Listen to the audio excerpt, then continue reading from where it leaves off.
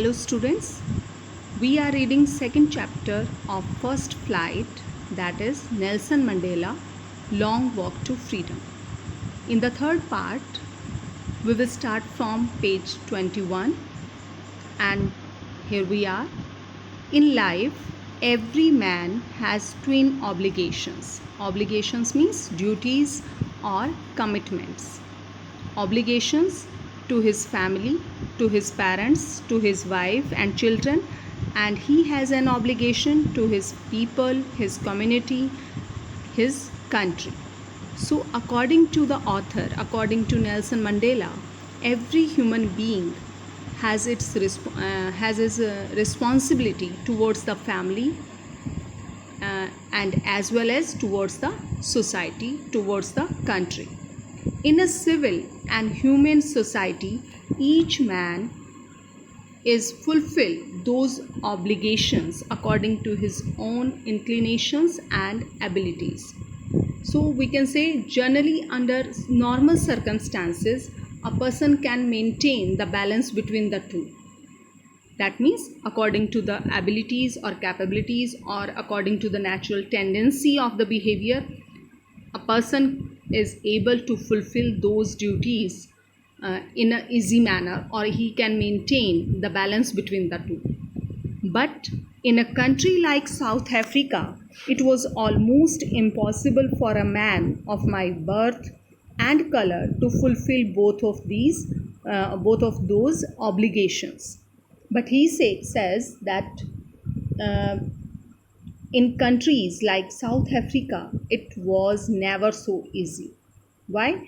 Because when a person of color means of my birth and color, that means of black color, would come up for his society, he would be arrested and taken away from his family.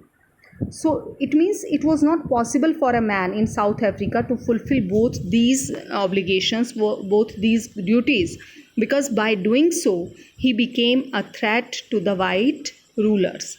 They punished and isolated such a man under the oppressive apartheid laws. That's why it was never so easy in countries like South Africa. Then he says, in South Africa,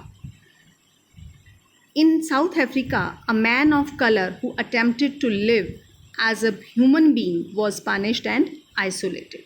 In South Africa, a man who tried to fulfill his duty to his people was inevitably, that means unavoidably, ripped from his family and his home and was forced to live a life apart, a twilight existence of secrecy and rebellion. That means he wants to say that when a person of color, that means when a black person would come up for his society, he would be arrested and taken away from his family, thus keeping them from fulfilling both responsibilities. That means we can say it is quite impossible to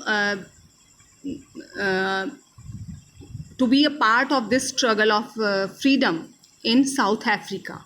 That means a person cannot be able to fulfill his duty towards his people, otherwise he would be taken away from his family and he would be compelled to live a life, a twilight existence, that means a hidden life. Twilight means semi-darkness, half-light. That means we can say semi-dark or we can say hidden existence of secrecy and rebellion. That means we can say he would not be considered a freedom fighter, rather than he would be considered as a rebel. I did not in the beginning choose to place my people above my family, but in attempting to serve my people, I found that I was prevented from fulfilling my obligations as a son, a brother, a father, and a husband. So Mandela did not put his people over his country in the beginning. But it was only later when he realized that in order to be there for his people, he was compromising his duties towards his own family. That's why He was able to realize this thing. Then, I was not born with a hunger to be free. I was born free, free in every way that I could know. So, the author, that means Nelson Mandela, didn't have the plan to stand against the apartheid system early in his life. He was just far from all these things. He was not born with the hunger or with the desire to be free. I was born free because he lived his childhood just like any normal child in South Africa. He was free in every way that he could know. Free to run in the fields near my mother's hut. Free to swim in the clear stream. Stream means a small narrow river that ran through my village. Free to roast mealies. That means we can say a maize plant under the stars and ride the broad backs of slow moving bulls. So we can say he lived his childhood just like any normal child in South Africa. That means he had a safe and free life. He was free to run in the fields, he was free to swim in the clear stream, and he was just able to roast mealies under the stars and ride the bulls. So that means as long as he was a child, he had a safe and carefree life. Then, as long as I obeyed my father and abided, that means obeyed by the customs of my tribe, I was not troubled by the laws of man or God.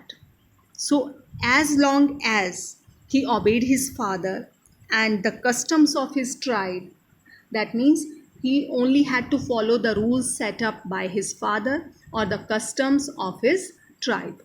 As long as he was following all these laws or customs, or he was following his father, he was not troubled by the laws of man or God. That means he was not restricted at all. Then, next one. It was only when I began to learn that my boyhood freedom was an illusion. When I discovered as a young man that my freedom had already been taken from me, that I began to hunger for it. So, as soon as he grew up and began to learn the facts as to how people of color, that means black people, are treated, he decided to stand against it. So, we can say he began to feel the hunger for freedom when he grew up, when he just realized this thing, that this freedom which he was able to enjoy, that was only an illusion, that is not real, that is not true. Then he realized that he was not free, and then he began to hunger for it, he began to desire for it. At first, as a student, I wanted freedom only for myself. So he had then he says that the transitory freedoms of being able to stay out at nights, read what I pleased, and go where I chose. So uh, earlier, that means he had this urge for freedom from inside. Earlier, just for himself. That means staying out at night, read what he pleased, and go where he chose, etc. All these things. And later, for having a basic life, not just for himself but for every person of his country, for everyone. He just had this urge for freedom from inside. That means he was not having this desire for himself only. Now he wanted freedom, not for himself only, for everyone. I later, as a young man in Johannesburg, I yearned for the basic and honorable freedoms of achieving my potential, of earning my keep, of marrying and having a family. The freedom not to be obstructed in a lawful life. So, but that means now he just wants he had this urge for freedom from inside, earlier just for himself, but later for having a basic life, not just for himself but for everyone.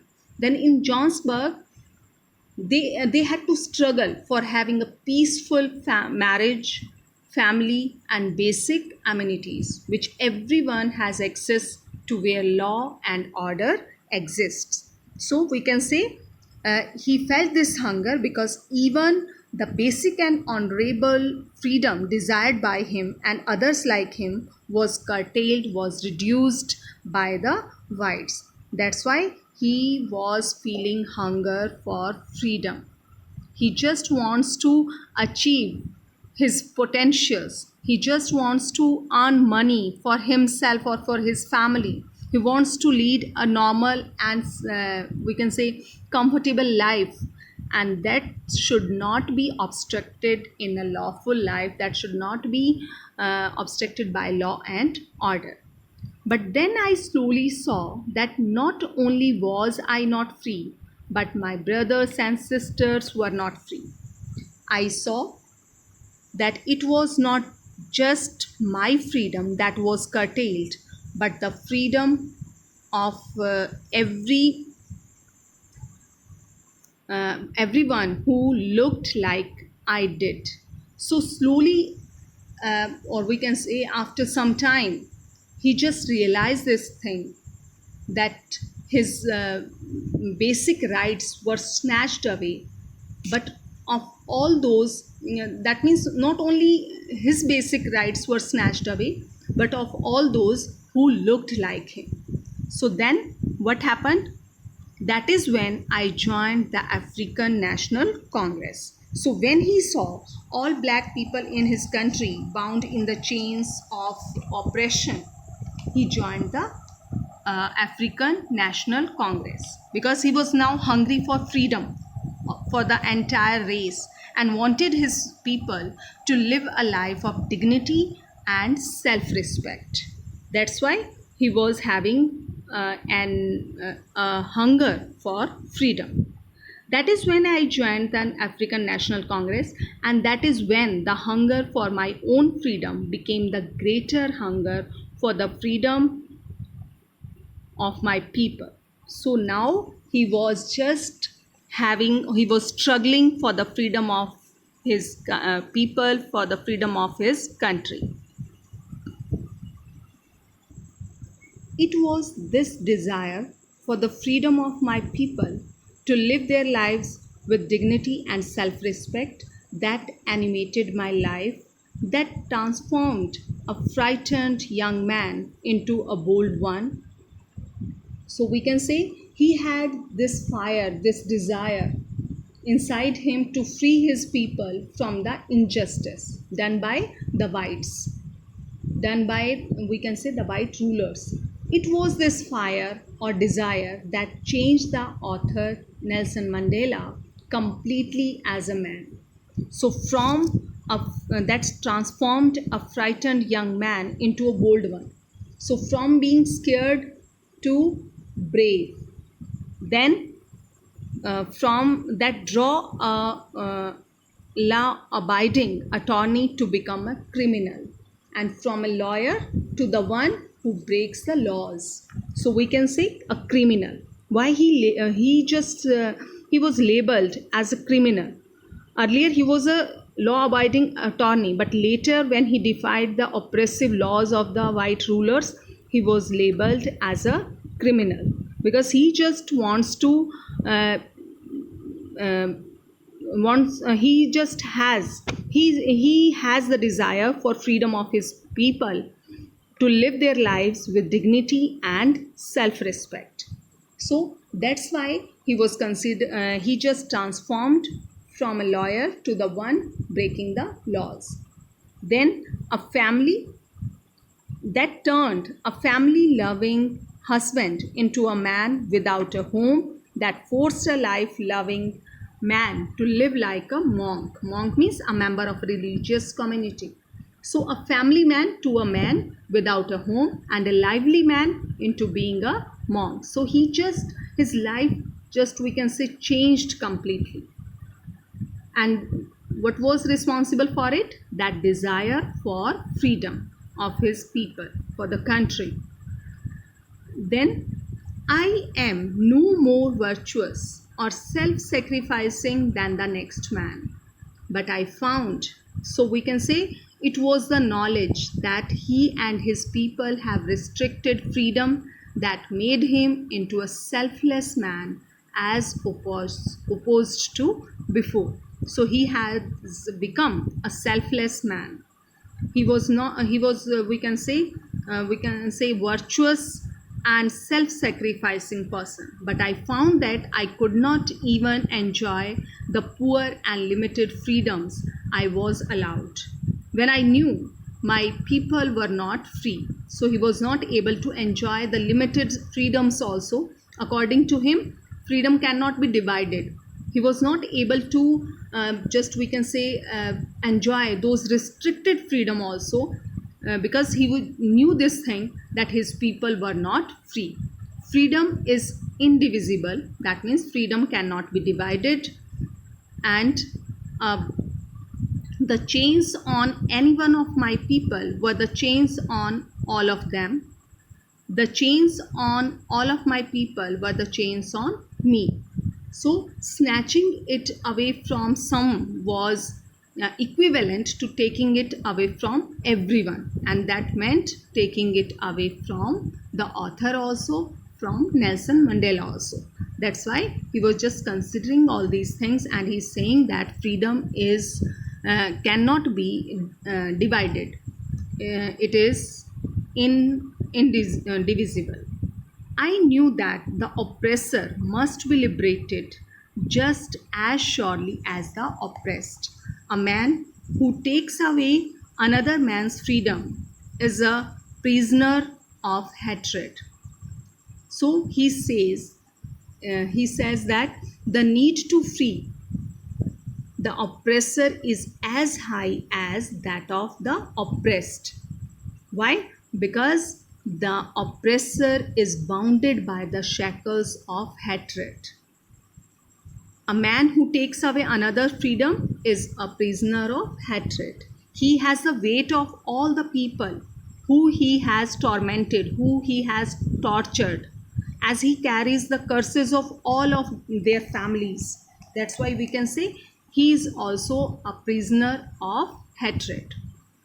He is locked behind the bars of prejudice and narrow mindedness. I'm not truly free if I'm taking away someone else's freedom, just as surely as I am not free when my freedom is taken from me. The oppressed and the oppressor alike are robbed of their humanity. According to Nelson Mandela, for taking away someone else's freedom and making them a prisoner, the person, that means the oppressor, also becomes a prisoner of biasness. Thus, he is robbed of his humanity and need to be freed. So he just wants to say that the oppressed is a prisoner because he undergoes physical torture, and the oppressor because he is bound by hatred. So it is he just very rightly sum ups by saying that the oppressed and the oppressor alike are robbed of their humanity. So he believes that liberation from bondage is essential for both the oppressed and the oppressor, since slavery robs them both of their humanity. That's all. Now come to these questions. What twin obligations does Mandela mention? According to Mandela, every person has twin obligations, one towards his family and the other towards his society. Second one is, what did being free mean to Mandela as a boy and as a student? How does he contrast these transitory freedoms with the basic and honorable freedoms? As a young boy and a student, Mandela's idea of freedom was to be able to stay out at night, read whatever he desired, and go wherever he chose. On growing up as a man, he realized that these were transitory freedoms. He was looking for because their basic and honorable freedoms had been taken away. There was no liberty to have a peaceful marriage or a family and life. So, dark skinned people were deprived of their fundamental human rights, and for them, freedom was just as an illusion. Next one is, does Mandela think the oppressor is free? Why and why not? According to Mandela, uh, the oppressor is as much as a prisoner as the oppressed. As soon as the former robs the oppressed of their freedom, he himself gets robbed of his humanity. Thus, he thinks that oppressor is also not free. He is also a prisoner of hatred. That's all. Have a good day.